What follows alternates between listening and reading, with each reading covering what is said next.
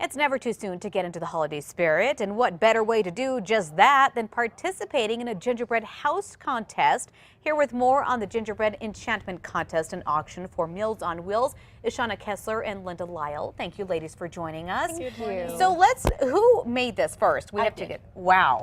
How long did it take you to make this gingerbread house? I started probably at the end of September with the design and the patterns, and then I start building from there. So probably a good 30 days. So there's a lot of thought that goes into some of these houses that are put into the contest. Yes, lots of thought. When you want to start from scratch, you don't have to. You can buy a kit and kind of start from there.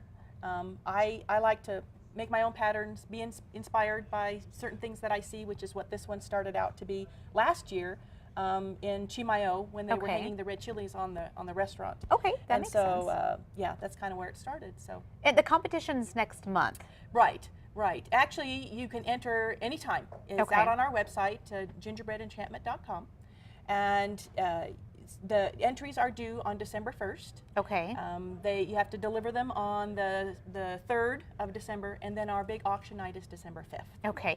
Now let's talk about the actual gingerbread houses.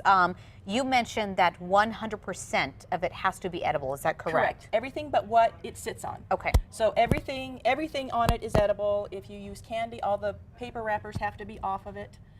You can't use any kind of artificial trees or anything like that. Everything has to be edible. Now this is pretty intimidating, I know, but you guys mentioned that there's also categories for those that may not have as much experience. True.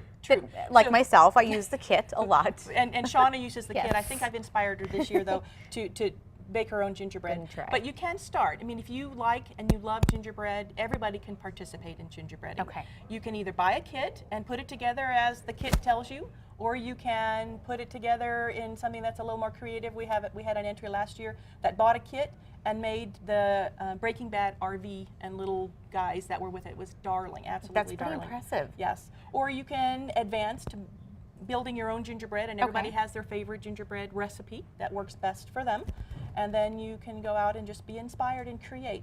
So our categories, there's 5 different categories to enter the contest. Runs from the kit category to youth, to teens, to adults, and professionals. So it runs the gamut of anybody can enter. And all of the proceeds, the money for the registration fee and the money to go actually buy the houses go to Meals on Wheels. Is that correct? Tell me a little bit about that. Well, Meals on Wheels has been around for about 42 years. We deliver food and friendship to the homebound in New Mexico. We have a little over 500 clients that we deliver to every day.